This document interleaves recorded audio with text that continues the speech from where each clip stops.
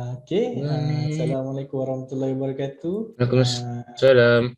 Waktu pun dah 3:10 Apa? petang. Ya. Kita Waalaikumsalam. mulakanlah program kita pada hari ini. Insyaallah boleh. Marhaba. Okey, terima kasih. Bi Kejap Rasulillahi wal badar. Okey, minta maaf kita akan mute-kan dululah semua orang. Dan untuk program hari ini, program yang terbaru daripada Hemiko HQ iaitu Atta. Dia slang perak. Ustaz betul tak? Dia slang perak. Atta. Masa Atta ni anda tanya teman explain. Okey. Sebelum tu terima kasih yang dapat join program kita pada petang ini. Dan selamat datang Ustaz ke Hemiko. Terima kasih. Yalah. Sebelum kita mulakan, eloknya kita baca Al-Fatihah dulu kot Ustaz, betul tak? Betul. Okey. Ya, bismillahirrahmanirrahim. Al-Fatihah. Alhamdulillah. Bismillahirrahmanirrahim.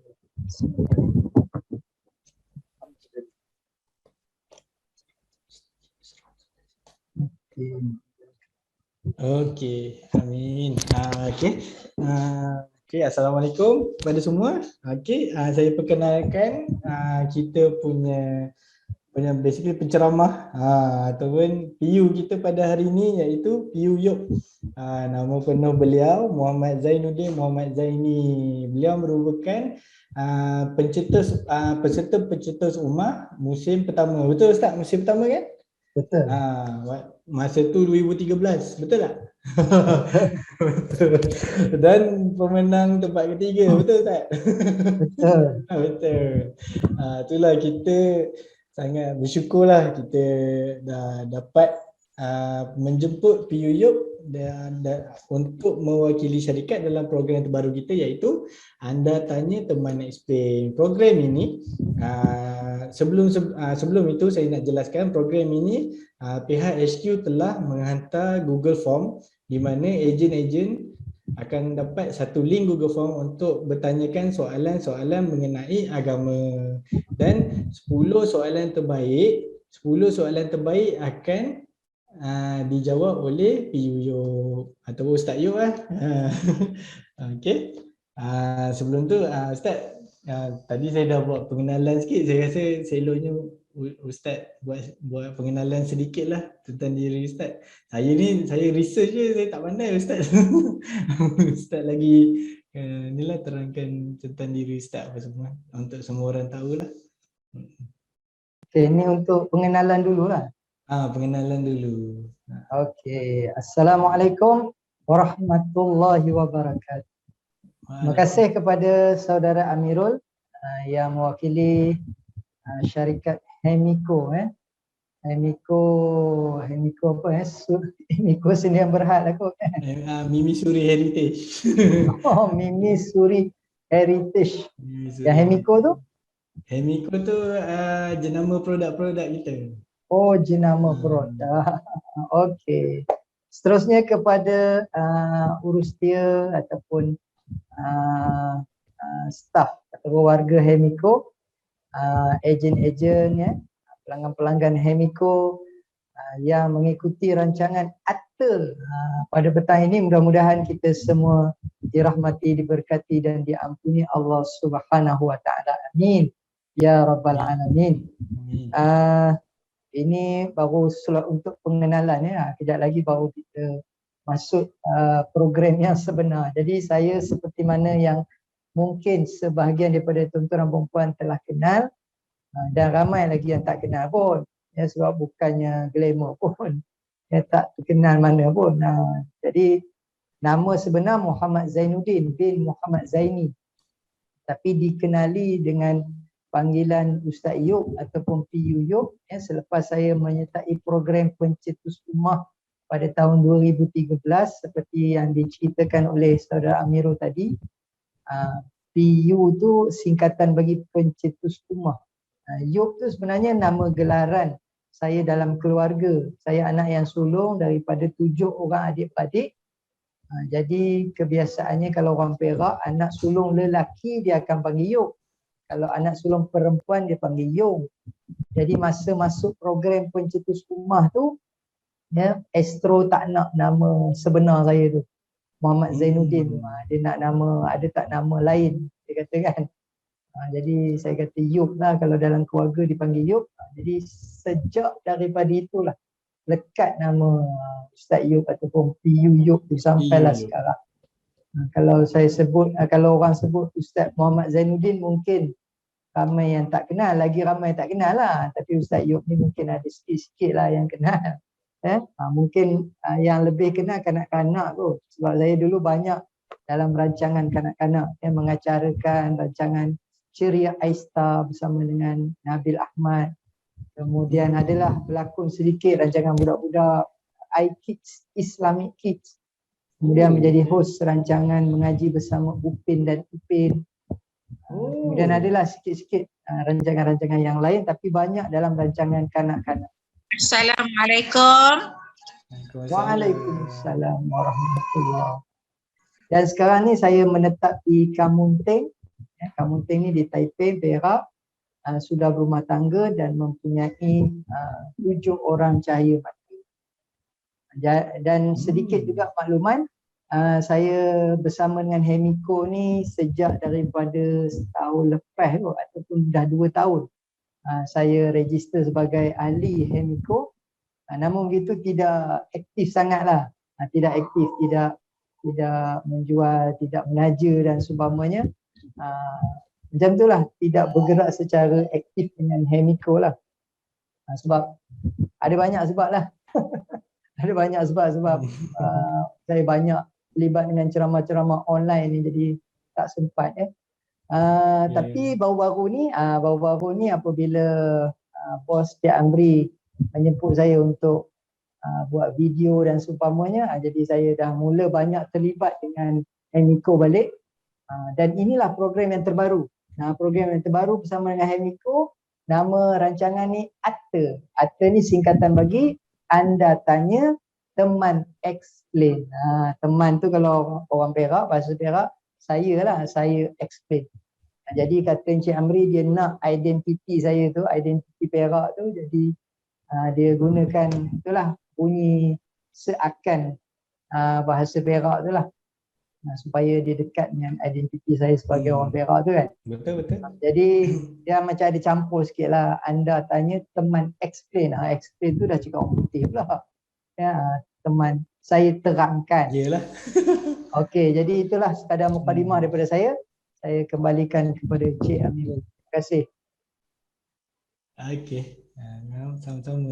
Terima kasih kepada PU atas apa ni explanation lah, maksudnya pengenalan dia supaya orang lebih tahulah dengan siapa kita punya apa ni penceramah kita hari ni. Okey, Ustaz, boleh kita start kot dengan soalan pertama ya? Boleh. Okey. Internet slow pula.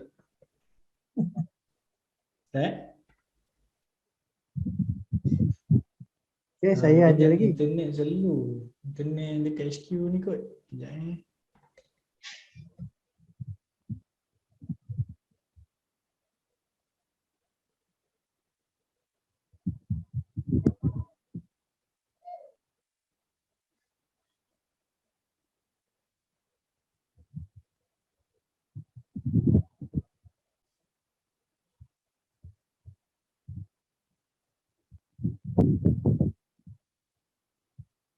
Sekejap Sorry, internet putus. Ustaz, minta maaf Ustaz, internet putus. Okey. Semua dengar ke suara saya? Dengar jelas. Boleh dengar. Assalamualaikum. Dengar ke? Dengar, kami di sini dengar. Okey. Alamak, internet. Jelas internet dekat sini problem sikit. Aduh, saya minta maaf lah, internet kat sini memang problem. Malam pun dia kacau. Macam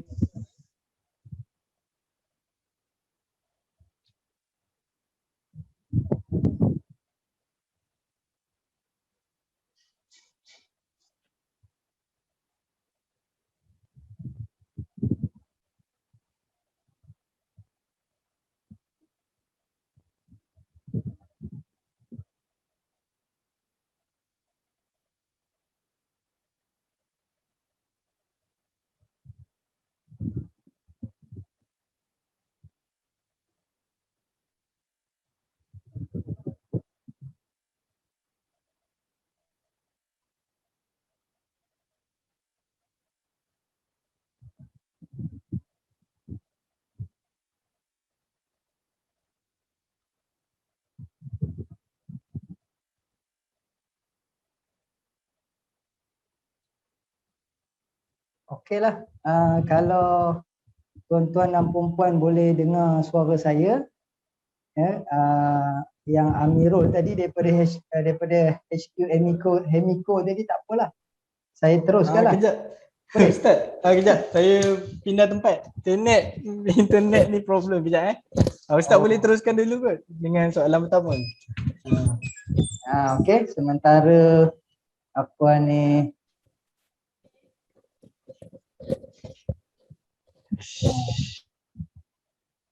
sementara Amirul nak cari dia punya tempat tu, saya teruskan ya.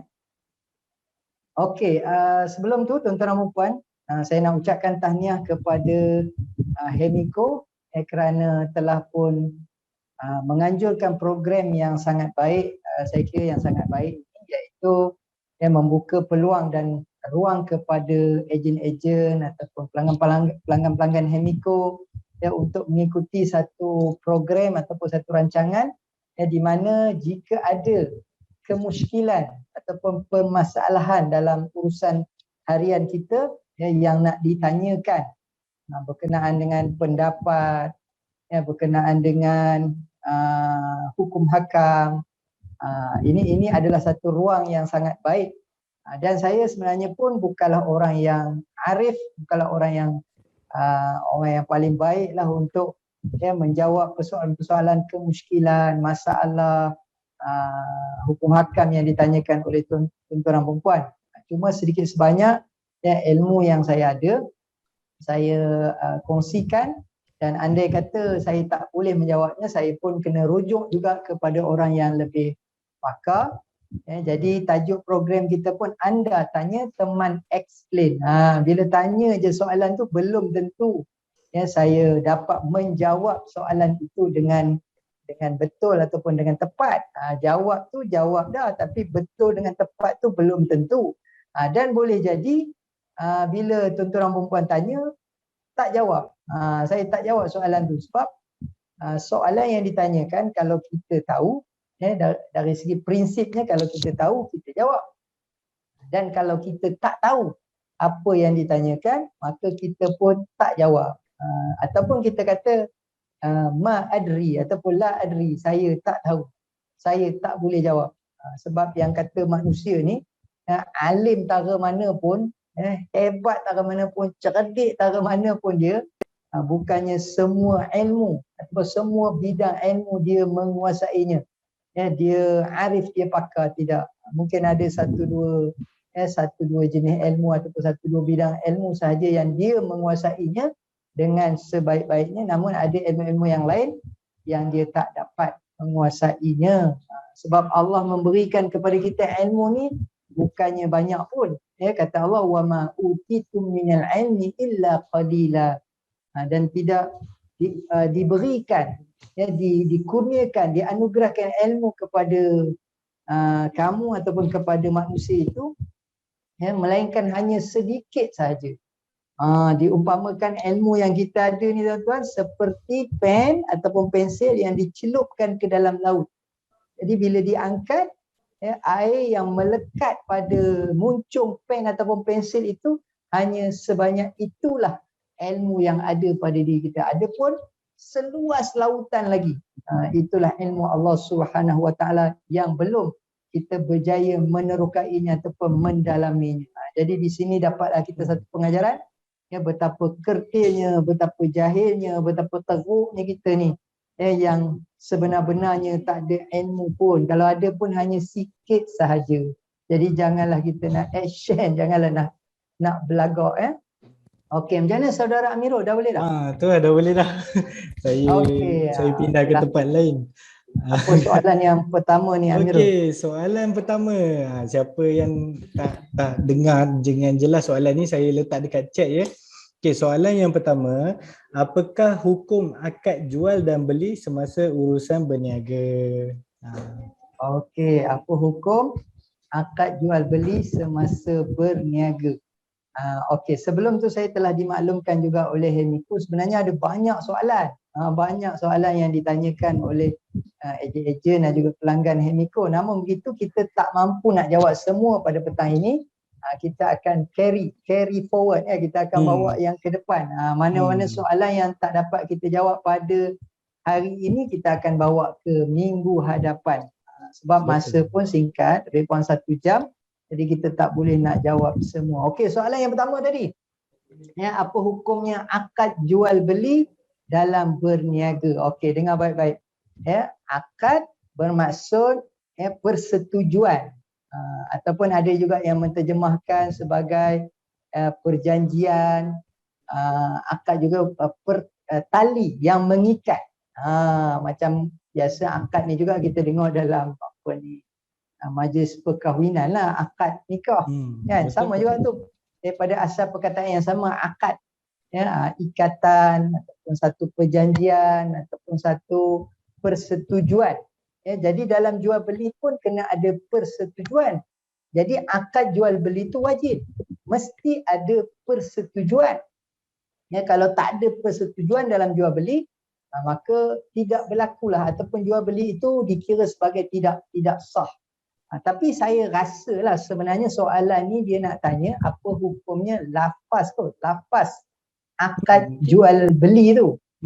Kalau akad jual beli tu, semua jenis perniagaan mesti ada akad. Kita nak beli apa pun mesti ada persetujuan. Daripada kedua-dua belah pihak lah, yang menjual dan juga yang membeli. Macam mana pula yang menjual tak setuju, yang membeli setuju, ataupun yang membeli setuju, yang menjual tak setuju. Kan? Sama aja macam pusing-pusing sama. Jadi lebih kurang begitulah, kena ada kedua-dua belah pihak bersetuju. Antaradin, dia panggil antaradin, keredaan kedua-dua belah pihak. Okey, saya rasa tadi dia nak tanya ialah apa hukumnya lafaz. Kan, lafaz yang kita sebut tu, saya jual, ya, saya beli. Kan, saya jual, yang menjual kena sebut saya jual, yang membeli kena sebut saya beli. Jangan terbalik, sudahlah. Yang menjual pula sebut saya beli, yang membeli pula sebut saya jual. Kadang-kadang berlaku juga tu. Betul. Kadang-kadang berlaku, mungkin hari tu entah kita mamai ke apa kan, jadi tersilap. Ataupun kita ni sebagai penjual dah biasa menjual, tiba-tiba hari tu pula kita membeli. Jadi kita pun dah terbiasa sebut saya jual. Okey. Jadi lafaz tersebut sebenarnya kalau dari segi kita kan ada mazhab kan, mazhab Syafi'i, mazhab Maliki, mazhab Hanafi, mazhab Hambali. Kalau ikut kepada mazhab yang kita amalkan sekarang ni, mazhab Syafi'i, ya, kalau ikutkan wajib menyebutkan lafaz saya jual, saya beli, ataupun saya beli, saya jual. Tapi kalau kita fikirkan, ya, kalau kita fikirkan, mana pula nak apa, macam mana kita nak amalkan pada hari ini, sebab kita tengok banyak kali kita membeli memang tak sebut pun. Dan tak semua juga urusan jual beli itu dengan orang. Kadang-kadang kita berurusan dengan mesin. Kan, kadang-kadang kita berurusan dengan secara online. Macam mana nak sebut saya jual, saya beli? Pening. Ya, jadi sebab itulah yang kata dalam mazhab tu sendiri pun ada pendapat-pendapat. Ya, ada yang kata boleh, ada yang kata wajib, ada yang kata tak wajib. Macam itulah. Jadi maknanya nak ceritanya, kata ulama juga dia ada beberapa jenis yang dipanggil lafaz akad jual beli tu, ya, yang dikatakan jual beli tu dia boleh berlaku secara lafaz mulut,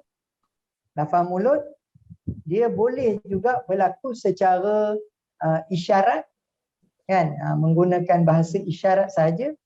Dan boleh juga berlaku secara tulisan.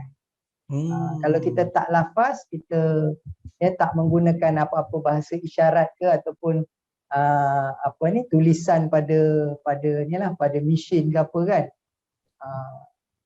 Boleh juga menggunakan tulisan. Tulisan, ya. Kan? Jadi maknanya kaedah itu memudahkan.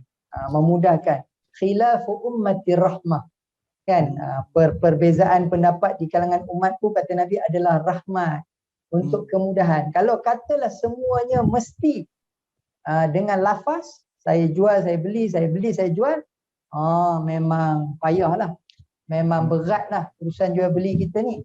Maka sebab itu kita boleh gunakan kaedah lafaz, boleh gunakan macam online tadilah kita isi orang apa benda tu kan. Kemudian dah kita setuju barang yang dia nak jual ini gambarnya, kemudian harganya, jumlahnya, kita pun dah bersetuju, kita pun dah transfer duit, dia pun dah post barang tu, maka berlakulah yang dipanggil jual beli tersebut. Okey, jadi itulah jawapan saya. Terima kasih Ustaz. Itu jawapan soalan Okey. pertama Okey, ni ada Soalan yang pertama, soalan yang jawapan- seterusnya pula. soalan yang kedua. Saya bagi. Okey, soalan kedua. Ada yang mempersoalkan begini. Susu kambing adalah susu sunnah Nabi kita. Tapi kenapa kambing? Pada zaman Nabi dahulu ada ke tak binatang lain contoh lembu? Oh, menarik juga soalan ni. Selalunya lah ya.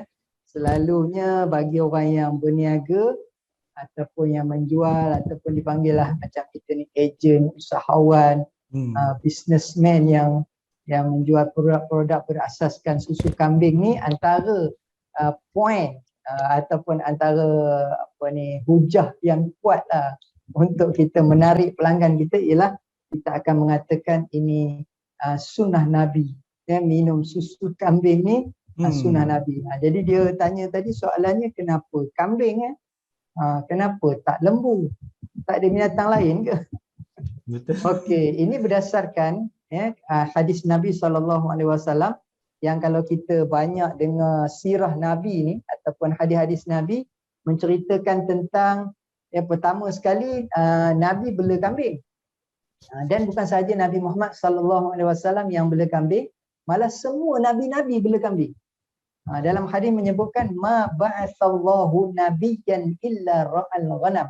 Tidak diutuskan seorang nabi pun melainkan kesemuanya bela kambing. Kita selama hari ni sangka Nabi Muhammad seorang aja bela kambing. Rupanya kesemua nabi-nabi, maknanya daripada Nabi Adam sampai Nabi Muhammad ada 124,000 orang nabi semua bela kambing. Jadi di sini poin yang pertamanya dapatlah difahami betapa betapa hebatnya binatang yang namanya kambing ni tadi. Dia adalah binatang yang dipelihara oleh para nabi. Kan kalau ikut akal kita lah, kalau ikut kita punya kita punya fikir lah kan.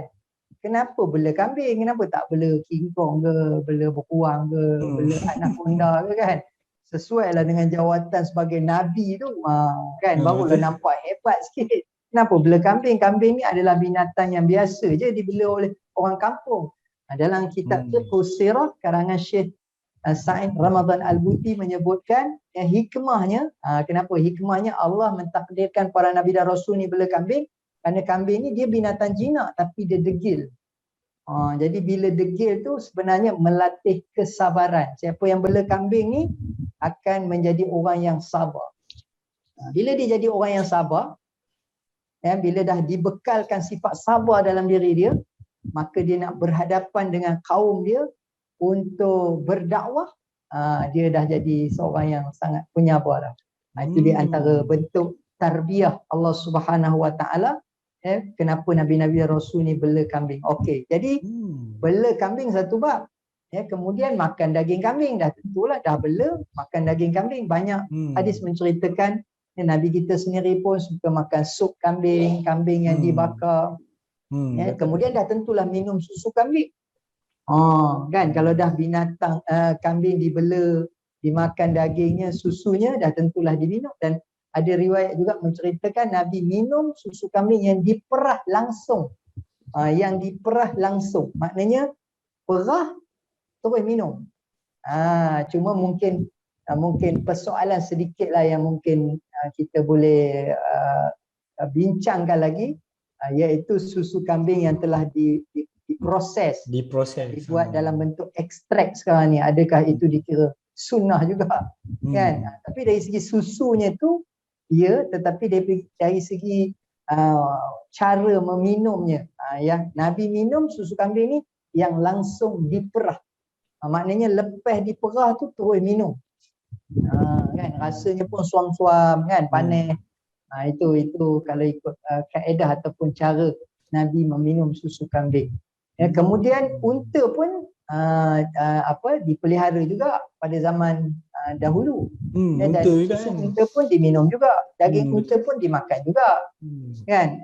Sebenarnya memakan daging unta, minum susu unta pun adalah merupakan sunnah juga. Sunnah juga. Cuma selalunya diceritakan kambing lah, yang banyak dalam riwayat menceritakan tentang kambing.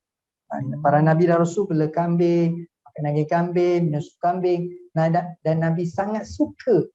Nabi sangat suka dengan daging kambing, minum susu kambing. Dan saya kira, tak tahulah, mungkin saya yang tak tahu. Tak adalah pula jumpa cerita tentang bela lembu ni. Cerita bela lembu ni tak ada. Tak pernah ada lagi. Tapi bukanlah kata tak ada lembu. Lembu ada. Cuma bukan dipelihara oleh masyarakat Arab. Masyarakat Arab dia bela unta dan bela kambing. Betul? Okey, kita ke soalan ketiga. Assalamualaikum Ustaz. Saya ada kemusykilan tentang hutang dari orang terdekat, iaitu besan dalam kurungan. Bagaimana cara yang sesuai untuk saya minta darinya? Adakah saya perlu halalkan dengan rela hati atau rela paksa untuk menjaga aib beliau? Buntu saya fikir penyelesaian masalah ini. Soalan tentang hutang pula Ustaz. Masya Allah.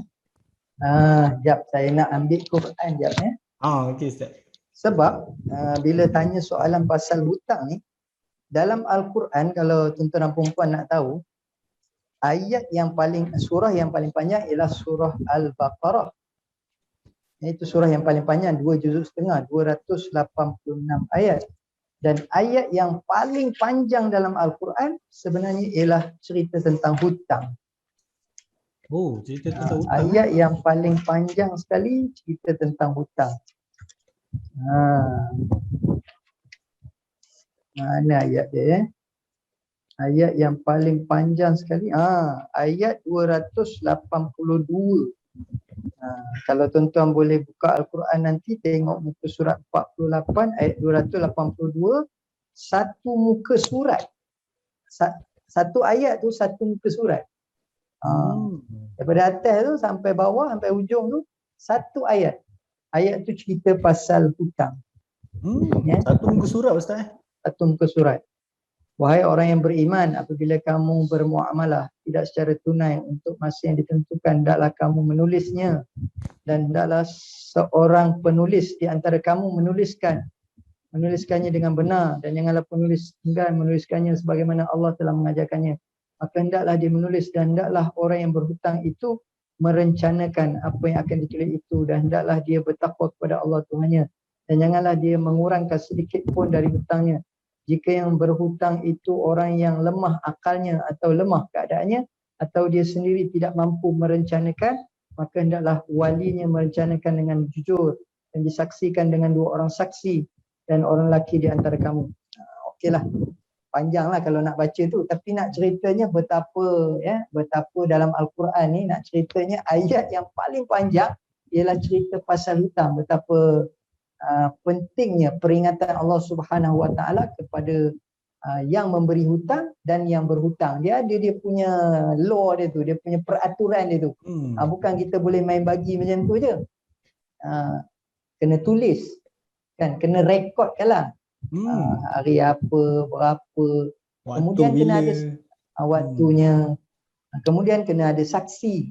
Kena ada saksi, sepatutnya nak berhutang tu kena ada saksi.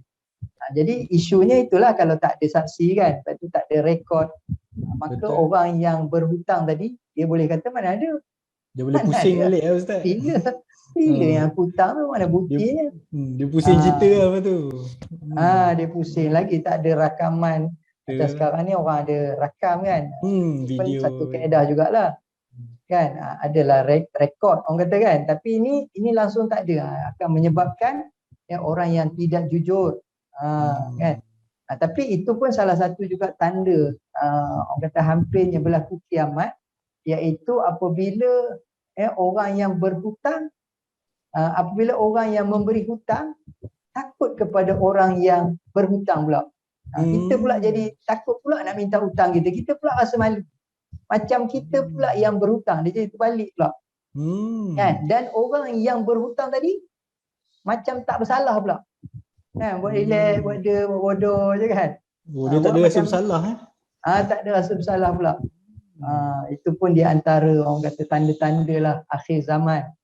Sampai macam tu sekali. Cuma ada juga kaedah yang menyebutkan sebelum kita nak memberi hutang, pertamanya sekali kita tengok juga jumlah yang kita nak bagi tu macam mana, banyak ke sikit ke, kan. Kalau katalah jumlah tu banyak, sepatutnya kita kena buat betul-betul lah, ada dia punya hitam putih dia pasal banyak.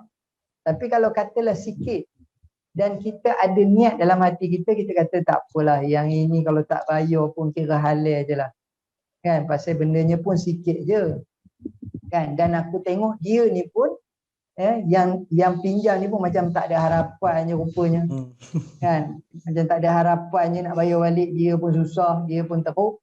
Jadi kalau kita ada ingat macam tu, kita rasa tak beban lah, kan. Dan kalau kata dia tak mampu bayar pun, kita malah nak fikir kita halal aje lah. Halal.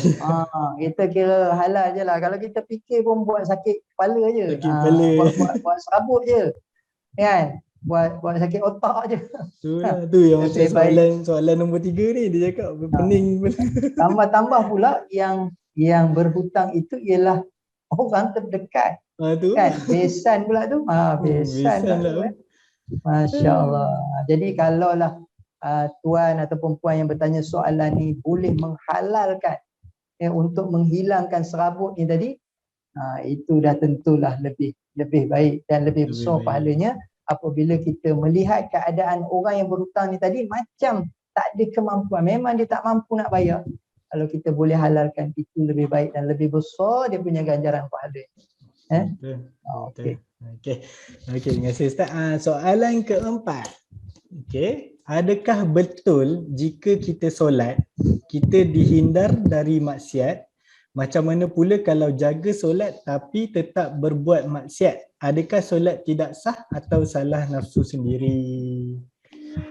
Okey. Solat tetap sah. Solat sah. Tak ada pula solat tak sah, sebab syarat sah solat dia lain. Kan? Dia bukan kata dia buat maksiat, solat dia terbatal. Kalau dia tidak melakukan perkara yang membatalkan solat, bercakap masa solat, makan masa solat, kan, buang air kecil ke, buang air besar ke, dia melakukan perkara yang membatalkan solat, bergerak anggota besar lebih daripada 3 kali, itu yang kita dah sedia maklum lah. Kalau dia melakukan perkara yang membatalkan solat, itu ya, solatnya batal. Tapi ada pun kaitan yang kata dalam Al-Quran Allah menyebutkan inna salata tanha anil fahsya'i wal munkar. Sesungguhnya solat itu akan mencegah, inna salata tanha anil fahsya', mencegah kamu daripada melakukan perkara yang keji dan mungkar. Jadi faham daripada ayat itu ialah orang yang solat, dia dah takkan buat dah perkara yang keji dan mungkar. Sebab solat itu yang penuh dengan disiplin yang sebenarnya mentarbiah seseorang itu daripada melakukan perkara maksiat. Dari segi disiplin masanya, kemudian dari segi disiplin hatinya, hati kena suci, kena bersih, nak menghadap Allah Ta'ala kena ikhlas. Kemudian dari segi kita kata apa dia tadi, dari segi peraturan di dalam solat yang tak boleh nak bercakap, apatah lagi nak mengumpat pula dalam solat, lagi tak boleh. Cakap yang sikit pun tak boleh, kan. Sengaja kita terkeluar satu perkataan je, sengaja, itu pun membatalkan solat. Apatah lagi kalau nak mengumpat pula masa solat, lagi tak boleh. Kan. Kemudian nak makan pun tak boleh. Melakukan perkara yang boleh membatalkan solat tak dibenarkan. Itu satu disiplin di dalam solat yang kita kata jika diamalkan betul-betul, dia punya kita kata dia punya peraturan solat tersebut, maka insya-Allah seseorang yang solat tidak akan melakukan perkara keji dan mungkar. Tapi kalau adalah kita tengok kawan kita ni solat, kan, tak tinggal 5 waktu dia solat, cukup. Kemudian bukan setakat solat tak tinggal di masjid lagi, solat berjemaah lagi. Kan? Betul. Tapi dalam masa yang sama adalah rahsia keaiban dia tu yang kita tahulah dia ni buat benda-benda tak elok, buat benda-benda maksiat. Ya, macam saya pernah dapat satu soalan di universiti ketika saya berceramah. Ya, soalan yang ditanyakan lebih kurang lah. Dia kata kawan saya ni solat dia padu. Dia gunakan istilah solat dia padu. Maknanya solat tak tinggal. Solat dia padu. Saya tanya dia balik kan, macam mana yang kata solat ni padu lah kan. Solat dia kan memang padu lah. Tapi dia kata kawan dia ni melakukan hubungan di luar tabi'i. Kan, tapi dia orang yang solat. Macam mana tu Ustaz? Acana tu. Kan? Pening juga nak memikirkannya. Jadi tuan-tuan dan puan, kata ulama juga, selain daripada kita melihat kepada solat seseorang itu, sebenarnya mungkin ada yang di sebaliknya kita tak tahu. Dia tak ikhlas dalam amalan solat dia. Dia buat tu kerana nak tunjuk pada suami, nak tunjuk pada isteri, nak tunjuk pada kawan, depan orang kita nampak dia solat, tetapi hakikatnya dalam hati dia solat terpaksa, solatnya tidak ikhlas, solatnya nak menunjuk-nunjuk. Ada yang dipanggil sum'ah, suka dipuji, riya, suka nak menunjuk. Dia panggil apa lagi? Sum'ah, suka dipuji, riya, nak menunjuk. Kemudian apa satu lagi tu? Dia ada penyakit hati lah yang kita tak tahu. Senang ceritanya tak ikhlas lah. Dia solat tu sebenarnya tak ikhlas. Jadi boleh jadi kerana itulah dia sebenarnya bukan orang yang betul-betul solat, bukan orang yang mendirikan solat, tetapi dia melakukan solat itu kerana terpaksa. Jadi dalam masa yang sama dia melakukan juga maksiat. Namun begitu, ada lagi satu pendapat mengatakan ialah nama kata manusia ni walaupun dia solat tapi ada juga melakukan kesilapan. Kullu al-insan la yakhlu 'anil khata'i wan nisyan. Manusia dia tak sunyi daripada buat salah dan lupa. Walaupun dia solat tapi dia adalah juga. Kan, janganlah kita kata orang yang solat tu dah tentu perfect, langsung tak buat maksiat. Walaupun kita kata kesalahan-kesalahan yang kecil. Ada manusia ni mesti ada punya buat kesilapan walaupun dia solat. Namun begitu, apabila dah dia buat silap, kemudian dia bertaubat. Kullu bani Adam khata' wa khairul khata'in at-tawwabun. Setiap anak Adam melakukan kesilapan, sebaik-baik mereka yang silap ialah mereka yang bertaubat. Dah lepas dia buat maksiat, dah lepas dia buat silap, kemudian dia dah bertaubat. Dia mohon ampun, dia menyesali, kemudian dia berazam tak nak buat lagi. Kan? Cuma perbezaannya mungkin di sini kita kata orang yang solat sepatutnya takkan buatlah maksiat yang besar, jenayah yang besar. Kan? Kesilapan yang besar. Kalau setakat kesilapan kecil-kecil itu okey. Kan? Kita boleh terima lagi, tapi kalau dah kesilapan yang besar, kan? Solat tapi berzina, minum arak, berjudi, itu maksudnya dosa-dosa besar. Dosa-dosa besar. Kan? Kalau cerita silam dia itu lain cerita, tapi kalau sekarang masih lagi buat benda tu, kira memang tak kena lah. Kan? Okey, kita ke soalan yang kelima. Apa pandangan Ustaz bila dihulurkan peluang untuk berniaga, terutamanya dalam kita nak perjuangkan produk Muslim?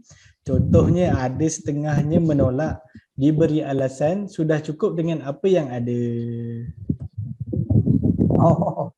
Ini lebih kurang macam kes, ialah kita sebagai ejen ni kan, sebagai usahawan ni, ialah kita nak mengajaklah kawan-kawan, adik-beradik. Macam sebelum ni kita pernah juga bincangkan, bukan di sinilah, di platform yang lain ya.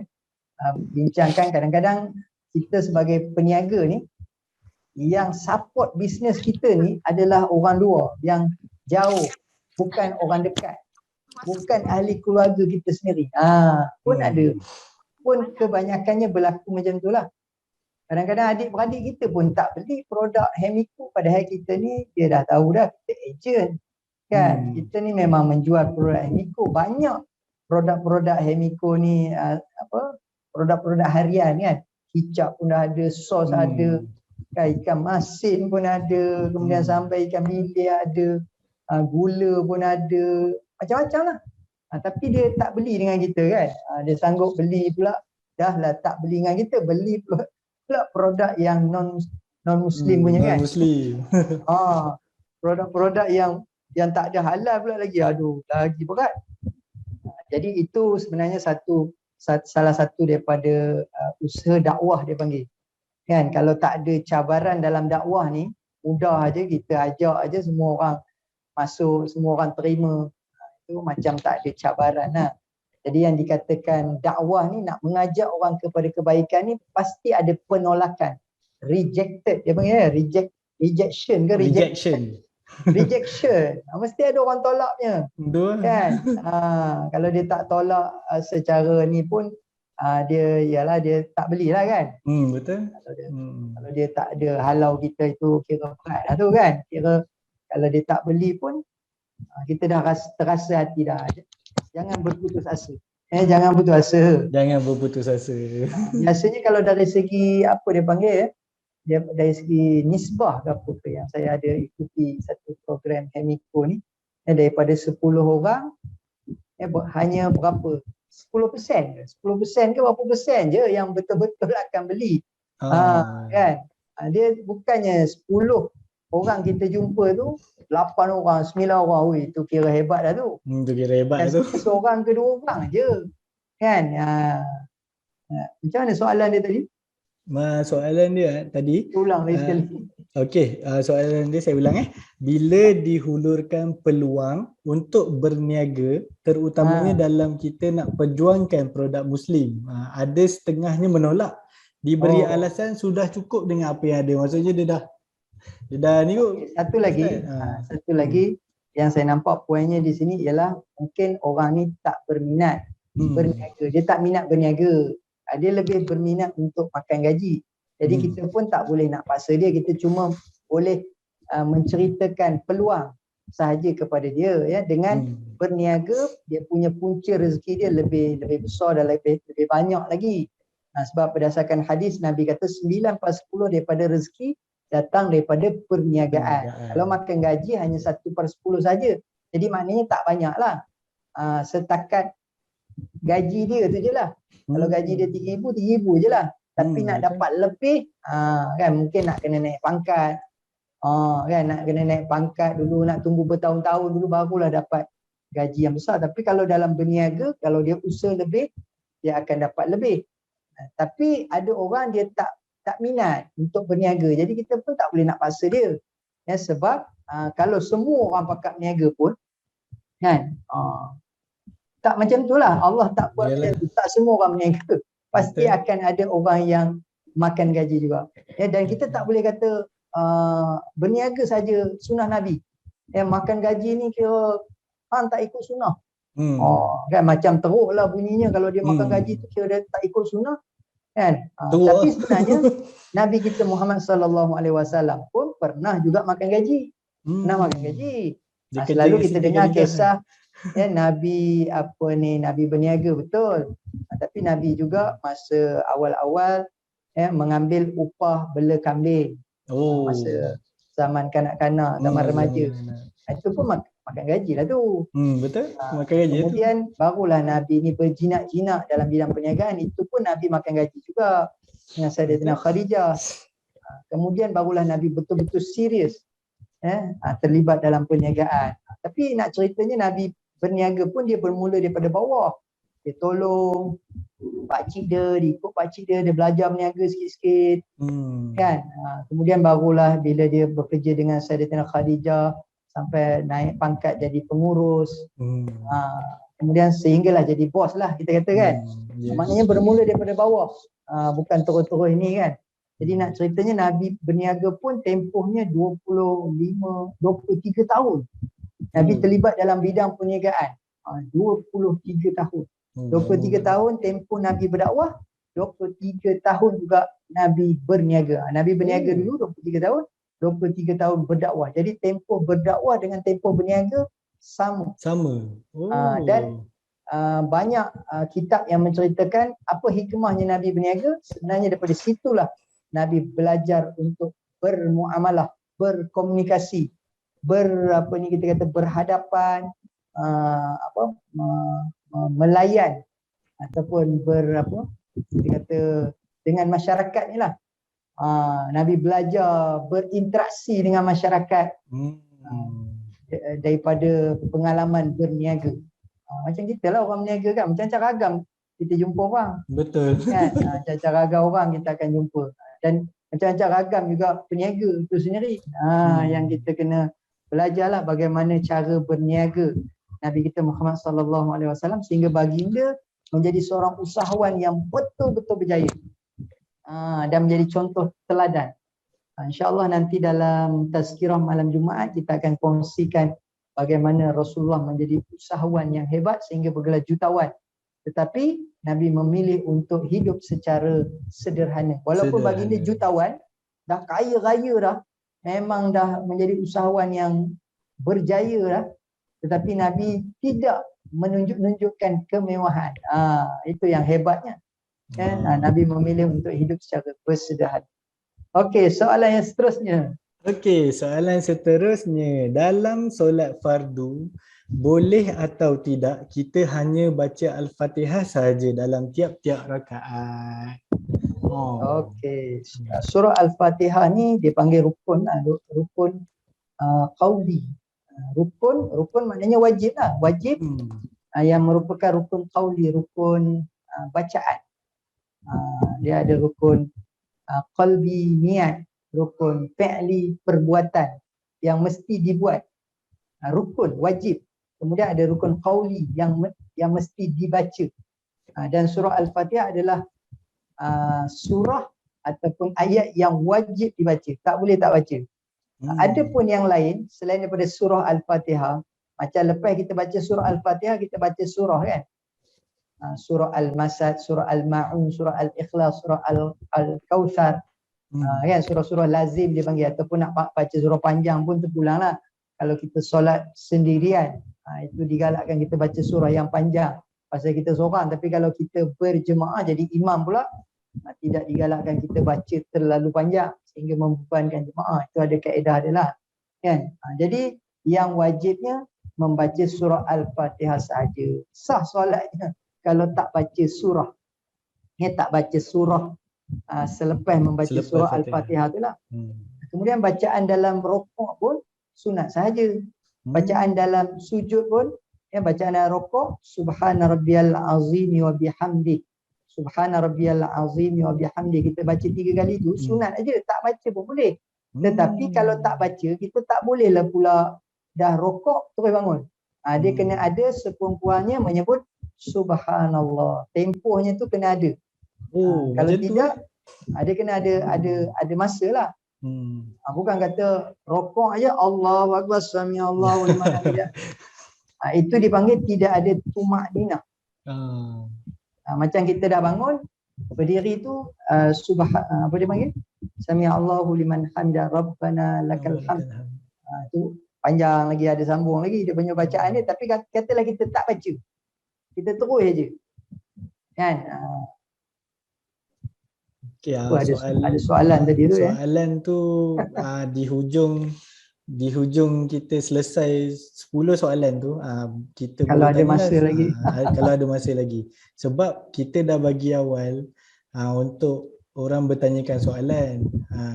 Kita dah bagi tadi ada yang tanya soalan berkaitan surah Al-Fatihah tadi. Maknanya setiap rakaat kena baca. Bukan kata dah baca sekali, rakaat yang pertama tu, lepas tu rakaat kedua, ketiga, keempat tak baca pula, tak boleh lah. Setiap rakaat kena baca. Setiap rakaat wajib membaca surah Al-Fatihah. Maka sebab itu surah Al-Fatihah ni dipanggil Sab'ul Matani, 7 yang diulang-ulang. Antara gelaran surah Al-Fatihah ialah Sab'ul Matani, 7 ayat yang diulang-ulang. Maksud 7 ayat yang diulang-ulang ialah sehari kita akan membaca surah Al-Fatihah 17 kali. Pasal apa 17 kali? Sebab kita solat sebanyak 17 rakaat. apabila dicampurkan solat subuh, solat zuhur, solat asar, solat maghrib, solat isyak, 2, 4, 4, 3, 4 jadi 17 rakaat. Setiap rakaat tu wajib dibaca surah Al-Fatihah. Okey, soalan seterusnya. Assalamualaikum Pak Amirul. Ya. Assalamualaikum Pak Amirul. Kak Waalaikumsalam. Melora, kepahaman soalan tadi tu, dia tanya mungkin dia kata tak nak baca surah, hanya Fatihah je setiap rakaat. Betul. Itu maksudnya itu. Boleh. Boleh. Itu dia tanya tadi tu setiap rakaat baca Fatihah saja ke? Itu dia kata maksudnya boleh ke? Maksudnya tak baca surah lah setiap rakaat. Okey, jawapannya biasa. boleh. Boleh sebab yang wajib hanya membaca surah Al-Fatihah, adapun yang lain tu sunat sahaja. Cumanya kalau jadi imam mungkin pelik dah sikit kan. Tapi boleh, sah. Kalau imam tu hanya baca surah Al-Fatihah saja, dia tak baca surah pun. Tapi pelik je lah orang kata, tak baca pula. Itu je, tapi sah. Betul. Tapi sah solat dia tu Ustaz kan. Ataupun satu lagi mungkin saya rasalah ini tambahan kan. Ada orang dia nak cepat, dia ada emergency. Dia hanya membaca yang wajib saja. Yang sunat-sunat tu dia tak baca. Dia nak cepat, dia ada urusan, dia nak cepat. Tapi secepat mana pun seperti saya pesankan tadi, jangan sampai. Okey, kita sambung.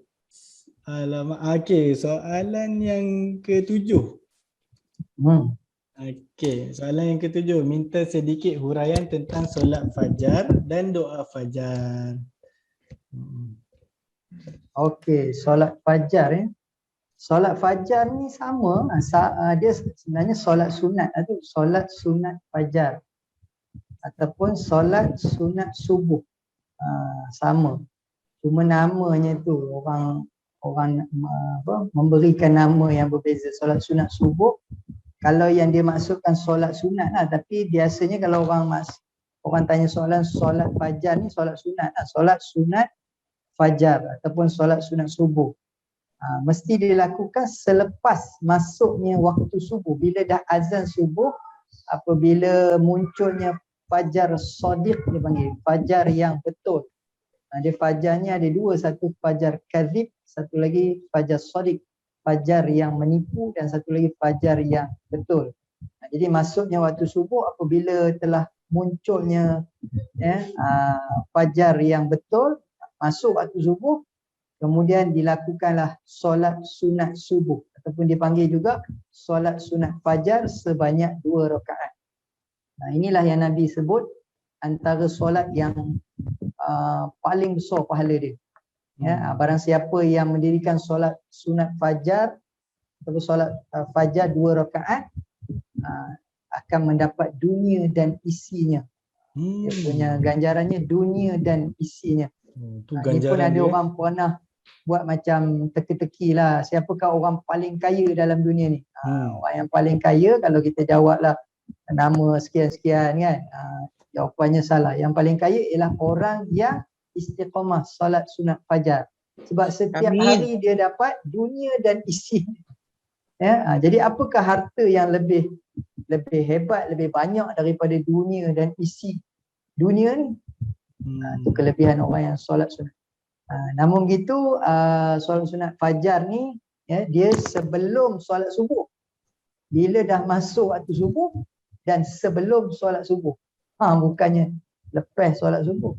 Dia sebelum solat fardu subuh. Dia sebelum Ustaz Kemudian soalan berkaitan dengan doa tadi, saya rasa doanya terpulang lah. Kita nak doa apa pun, kita nak doa apa pun tak apa, kita minta lah dengan Allah Subhanahu Wa Taala. Kita nak minta hajat apa, tapi paling tak ada pun, paling tak reti pun, paling tak ada pun, jangan tak minta Rabbana atina fid dunya hasanah wa fil akhirati hasanah wa qina azabannar. Kerana kata ulama, dalam banyak-banyak doa, ibu doa yang disebut hati doa, ibu doa ialah Rabbana atina fid dunya hasanah wa fil akhirati hasanah wa qina azabannar. Itu dia punya ibu dia. Pasal apa? Sebab dalam doa tu dah merangkumi semua doa. Maksudnya, wahai Tuhan, atina fid dunya hasanah, kurniakan, berikan kepada saya keselamatan, kesejahteraan di dunia, dan kurniakan kepada saya kesejahteraan, keselamatan, kebahagiaan di akhirat, dan jangan masukkan saya, jangan campakkan saya ke dalam api neraka. Jadi doa tu dah merangkumi semua dah. Nak bahagia di dunia, nak bahagia di akhirat, dan tak nak masuk neraka. Jangan tinggal doa tu lah. Paling-paling tak ada pun, paling-paling cerai pun doa tu. Yang lain tu kalau kita nak tambah lagi terpulang lah. Dan sebenarnya kalau dalam bab berdoa ni, bukan di Ustaz Yub. Kan dalam bab berdoa ni kalau kita boleh menangis, menangis. Fa illam tabku fatabakau. Jika tak boleh menangis, buatlah menangis. Sampaikan Nabi kata kalau tak boleh menangis, buat menangis. Maknanya kalau buat menangis ni macam mana? Dengan muka kita kan, dengan memek muka, dengan bersungguhnya, tapi tak keluar air mata, tapi buat menangis. Buat nak bagi menangis juga, tapi tak keluar air mata. Boleh jadi kita ni orang yang jenis keras hati ke kan, yang misai pun orang kata melintang kan. Memanglah misai melintang, mana ada misai menegak. Kan nak cerita ni memang ganas lah. Kita ni memang gangster lah, susah nak menangis. Tapi Nabi kata buat menangis pun tak apa. Menunjukkan kesungguhan ketika berdoa. Dan Allah melihat. Jika kita bersungguh, Allah akan bagilah. Jika buat lebih kurang aje, nak tak nak aje, tangan pun tak terpeha je kan. Seolah-olahnya kan, macam kita ni, nak bagi, tak nak bagi sudah. Tak nak bagi sudah. Aku dah kaya dah pun. Terbongkak pun. Seolah-olahnya macam tu lah. Itulah. Okey. Okey. Seterusnya, soalan yang ke-8, apa hukum berniaga pada pandangan Islam? Okey. Ini tadi saya adalah sentuh sikit-sikit dah. Yang kata berniaga ni disebutkan 9/10 daripada rezeki datang daripada perniagaan. Jadi maknanya kalau nak kaya, nak duit banyak lah, nak moncoh ataupun nak mewah hidup ni, tak ada jalan lain, mesti berniaga. Kalau makan gaji, nak dapat duit yang banyak ni, mungkin kena ada pangkat yang besar lah. Pangkat besar, jawatan besar, mungkin banyak lah kot gajinya. Tapi kalau setakat kerja biasa-biasa aja, gaji kita pun biasa-biasa aja, jadi nak kaya tu memang susah lah. Tapi kalau kaya pula, kerja makan gaji tapi kaya-kaya, macam yang kita dengar dalam berita-berita kan, kita tengok dia ni kerjanya pegawai sekian-sekian, tapi kehidupannya dengan kereta mewahnya, dengan helikopternya, dengan rumah banglo bertingkat-tingkatnya, itu akan menimbulkan kemusykilan ataupun fitnah kepada dirinya. Orang akan menyangka dia ni apa yang dibuatnya ni, makan rasuah ke apa ke. Tapi kalau dia berniaga dan memang berjaya dalam perniagaan, memang sukses, memang tak heran kalau dia pakai kereta mewah, dia punya kehidupan dia mewah. Itu tak mustahil sebab berniaga. Kan? Okey, satu lagi, bila soalan tentang apa dia? Kejap ada. Apa tu? Minta tolong mute-kan mic. Lawa lah kata kita bertiga. Okey. Okey, lawa. Lawa. Kemudian satu lagi soalan tentang berniaga ni. Okey. Apa ni? Saya sebutkan tadi ada orang kecenderungannya ialah makan gaji.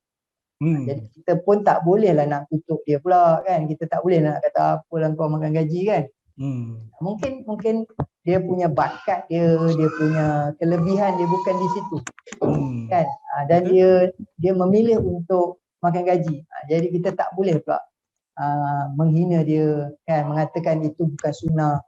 Makan gaji pun sunnah juga. Nabi pun pernah bekerja makan gaji juga.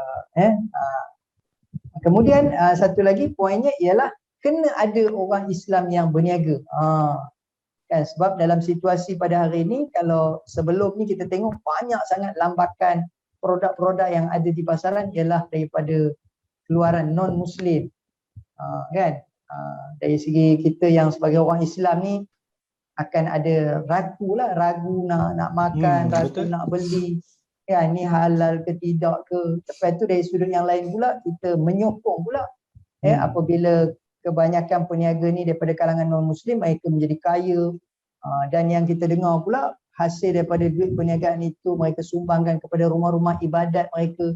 Itu menyebabkan kita jadi rasa apa nak jadi ni kan. Tak patutlah kita sebagai orang Islam ni hanya menjadi pembeli saja. Tidak ada yang menjadi peniaga, tidak ada yang menjadi usahawan. Maka tak dapat tidak, mesti ada sebahagian. Bukan semua, sebahagian. Sebab hukumnya ialah fardu kifayah. Maknanya fardu tu wajib, tetapi tidak semua orang wajib. Dia bukan fardu ain. Macam solat tadi, fardu ain wajib ke atas semua orang. Semua orang wajib solat. Tapi berniaga tidak wajib ke atas semua orang. Kalau semua orang wajib, no. Kan? Jadi sebahagian orang wajib berniaga. Kan? Itu kita sedia maklumlah. Kalau tak ada orang yang berniaga, maka berdosalah sebuah kampung atau sebuah daerah, sebuah negeri tersebut kalau tak ada orang Islam yang berniaga. Soalan yang seterusnya. Okey, soalan yang ke-9. Ustaz, saya sedang cuba untuk menambah pendapatan. Namun ada segelintir rakan-rakan yang mengatakan saya tidak bersyukur dengan apa yang sudah dikurniakan dan meletakkan hukum kufur nikmat ke atas saya. Adakah benar Ustaz? Macam mana tu?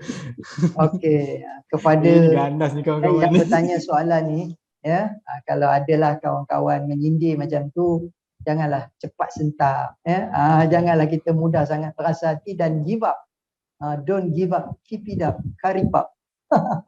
Ya, don't give up, keep it up, ada tambah karipap pula lagi. Maknanya jangan putus asa, itu biasa. Kan tadi saya dah ada juga sebutkan, kadang-kadang sindiran itu datang daripada orang yang terdekat, kawan-kawan. Kan? Kadang-kadang dia kata kau buatlah dulu, aku nak tengok kau dah berjaya nanti, baru aku follow. Kan? Bila kita dah berjaya, barulah dia nak rapat-rapat, kan? Nak sending-sending kita kan, nak dekat-dekat dengan kita. Tapi masa kita susah, dia menjauhkan dia daripada kita. Jadi kawan yang baik kalau kita nak kenal ialah kawan yang sentiasa memberi sokongan ketika kita susah, dan apatah lagi ketika kita senang. Jadi apa ni yang kata kufur nikmat tadi. Kufur nikmat. Kufur nikmat pula. Dah cukup dah, nak tambah lagi. Jadi sebenarnya tujuan kita nak berniaga tu, okey, katalah orang ni makan gaji. Kemudian dia nak berniaga pula. Kan contohlah ni, biasanya situasinya macam itulah, dia dah ada gaji 3,000 dah, 4,000 dah cukup dah. Kan? Tapi dia nak berniaga pula. Okey, satu poin yang pertama ialah makan gaji 1/10 daripada pendapatan, daripada rezeki. Tapi bila dia berniaga 9/10, jadi bila dia buat dua sekali 10/10. Semua dia sapu bersih. 100%. Kan? 100%. Bukan lagi 10%. Okey, itu yang pertama. Maknanya dia nak kaut semua sekali lah. Makan gaji pun ya, berniaga pun ya. Cuma di sini nak pesan, kena pandai seimbang dan kena pandai handle. Kalau sampai menyebabkan kerja hakiki kita terganggu, itu ada masalah lah. Sebab yang ini kerja hakiki kita ada tanggungjawab di sini. Kan, jika kita culas inilah ada masalah pada kerja hakiki, sehingga kita melebihkan pula pada bisnes, itu pun ada masalah. Tapi kalau kita boleh handle kedua-duanya pun diselesaikan dengan baik, dengan sempurna, okey, itu memang marvelous, memang TikTok lah. Payahlah nak dapat orang yang macam tu. Dia sangat-sangat committed. Okey, poin yang seterusnya juga, kenapa dia nak rezeki yang lebih? Sebab yang tadi itu hanya cukup untuk dia sendiri saja. Lepaslah untuk dia punya makan minum dia, beli pakaian dia, kereta dia, rumah dia, ataupun kita kata keluarga dia sahaja. Namun begitu, dia mungkin agak kedekut ataupun tak boleh nak bersedekah dan membantu orang lain sebab dia tak ada pendapatan lebih. Jadi dengan berniaga, dia ada income lebih, ada pendapatan lebih, dia dapat bantu lebih ramai orang lagi. Dan dia dapat keluarkan zakat pula. Zakat perniagaan, Masya Allah. Orang macam ni lah yang hebat. Baik. Kan? Dia berniaga tu tujuannya dia nak dapat pendapatan yang lebih supaya dia boleh tolong lebih ramai orang dan dia nak bayar zakat pula. Zakat ni pun ada banyak jenis, zakat perniagaan, zakat pendapatan. Dia sengaja dia nak bayar zakat sebab dia nak tolong orang susah. Sebab dia faham yang kata Islam ni bila Allah bagi kita rezeki bukan untuk kita seorang tetapi Allah nak kita kongsi. Allah nak test, Allah nak uji kita. Allah hanya sekadar transitkan harta itu kepada kita dan Allah nak tengok kamu ni makan seorang ke ataupun kamu ingat pada orang lain. Dalam harta kamu ada rezeki atau ada milik orang lain. Dan sebenarnya bila Allah uji tu tujuannya ialah Allah bila tengok dia dia kongsi dengan orang lain, dia infak, dia sedekah, Allah sebenarnya nak tambah lagi. Allah nak bagi lagi dia rezeki. La in syakartum la azidannakum wa la in kafartum inna azabi lasyadid. Jika kamu bersyukur, yakni dengan nikmat yang Allah bagi tadi, dia taat kepada perintah Allah, dia kongsi, dia sedekah, dia wakaf, dia infak. La in syakartum la azidannakum. Nescaya aku tambah lagi. Sebenarnya Allah nak bagi lagi. Allah saja nak tengok aje. Allah saja test dulu. Allah nak test je. Tapi kalau dia kerekod, lepas tu tak ada. Betul lah. Okey, soalan yang terakhir. Okey, soalan yang terakhir. Okey, saya seorang yang sangat menjaga amalan solat sunat duha.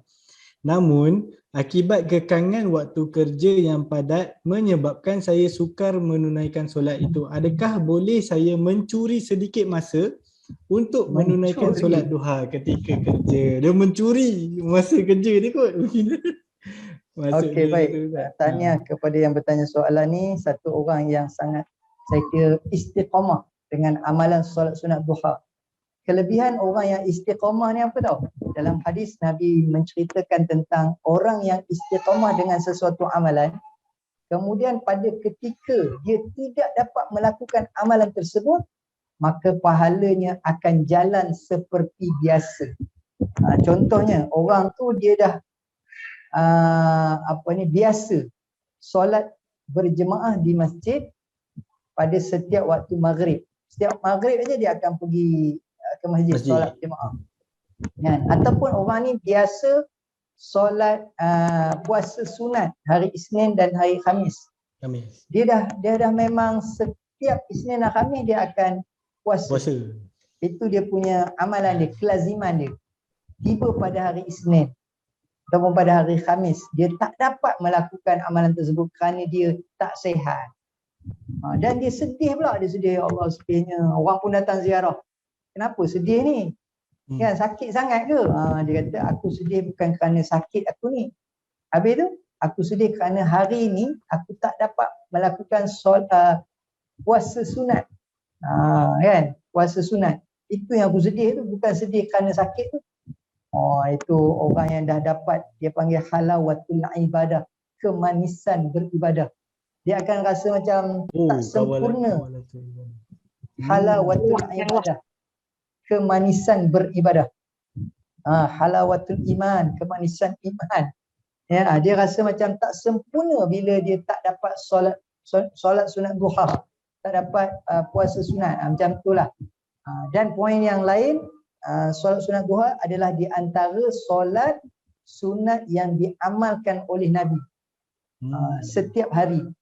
Dan pernah ada riwayat menyebutkan Nabi mengatakan wajib ke atas dirinya namun tidak wajib ke atas umatnya. Nabi kata aku wajib, aku memang buat setiap hari, tetapi ke atas umatku tidaklah wajib. Kata ulama menunjukkan betapa besarnya ganjaran pahala solat sunat duha ini. Sebab Nabi itu sendiri tak pernah tinggal. Jadi kalau kita boleh amalkan pada setiap waktu, pada setiap hari, setiap waktu pula pada setiap hari, waktunya pagi. Solat sunat duhanya pagi, jangan buat petang pula. Nama pun duha, dia waktu duha. Sekira-kira kalau jam kita ni pukul 8 lah. Start pukul 8 sampai pukul 12.30. Dia setengah jam ke 1 jam sebelum masuknya waktu zuhur. Jadi Jadi dalam tempoh itu solat sunat duha. Okey. Berbalik kepada soalan tadi, dia ada kekangan. Dia tak dapat sebab dia kerja. Kalau hari yang dia ada lapang dan dia punya bos dia pun izinkan, tak apalah, tak ada kerja pun, ada masa free kan. Bos yang ada fikrah Islam, dia bos pun kena tengok ke. Kadang-kadang ada bos dia kata apa solat ni, kerja kan. Padahal bos dia tak tahu bila pekerja dia solat maknanya itu pekerja yang baik, pekerja yang jujur, pekerja yang amanah kan. Tapi kalau bos sendiri pun tak suka, bos pun tak solat sunat duha, kemudian bos pun tak suka staff dia solat sunat duha, itu pun berat punya bos. Ya, jadi kalau hari itu banyak kerjanya memang tak, orang kata tak ada ruang untuk dia solat sunat duha, maka dia kena utamakan kerja sebab kerja itu wajib. Ya, dia ada tanggungjawab di situ dan dia dibayar gaji atas kerja tersebut. Tapi kalau ada ruang, ada masa yang terluang, maka bolehlah dia solat sunat duha. Kalau macam dia cakap ni, dia mencuri walaupun dia banyak tugas hari tu, dia curi-curi kat solat duha, macam mana Ustaz? Itulah saya katakan tadi.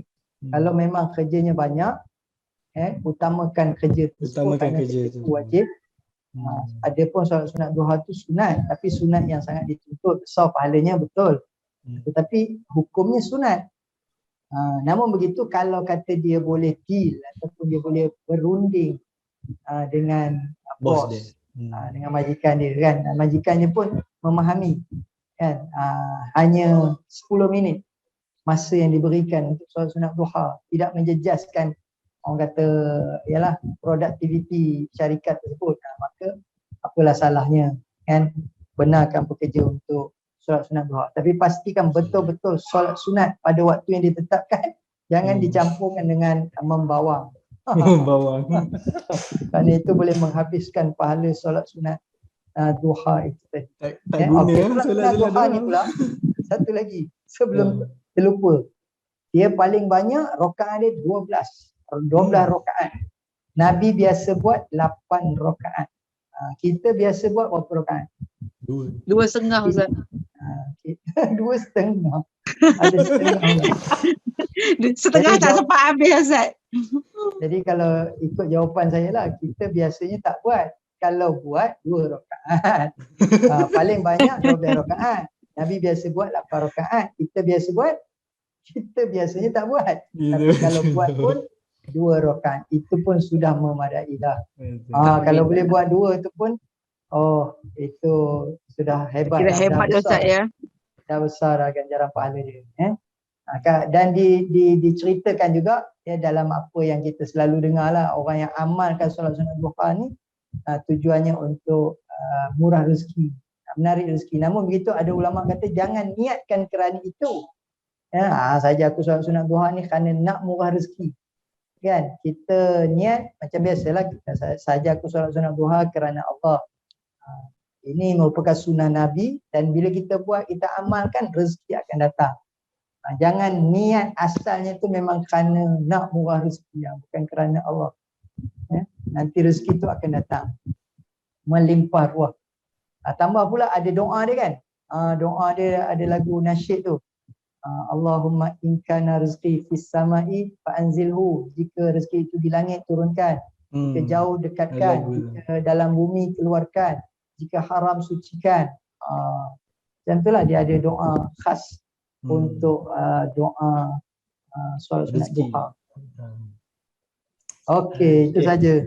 Itulah selesai 10 soalan yang terpilih. Tapi yang lain jangan risau. Kita akan ada banyak lagi sesi dengan Ustaz P. Yuyuk dengan program terbaru kita ni lah, ATA. Dan nanti jangan lupalah bila saya send borang untuk isikan soalan tu, diminta isikan borang soalan, dan nanti soalan yang terpilih saya akan kita akan ada sesi soal jawab macam ni lah time program ATA tu. Jadi terima kasih banyak kepada Ustaz P. Yuyuk atas penerangan yang bagi saya dah mantap sangat lah. Saya pun alhamdulillah faham sangatlah dengan apa jawapan yang Ustaz jawab tadi berdasarkan 10 soalan yang terpilih tadi. Dan itulah. Ustaz, terima kasih. Assalamualaikum warahmatullahi wabarakatuh. Terima kasih Ustaz. Best lah Ustaz, best.